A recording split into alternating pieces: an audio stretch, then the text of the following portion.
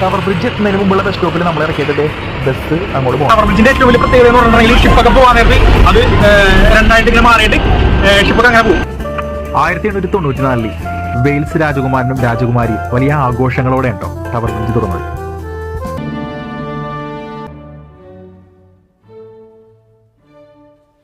ഇപ്പൊ നിൽക്കുന്ന പോർഷനില്ലേ, ഇത് ശരിക്കും സെപ്പറേറ്റ് ആവും. ഷിപ്പ് വരാൻ നേരത്ത് അതിന് വഴി കൊടുക്കാൻ വേണ്ടിയിട്ട് ഈ ഒരു പോർഷനാണ് സെപ്പറേറ്റ് ആവുന്നത്.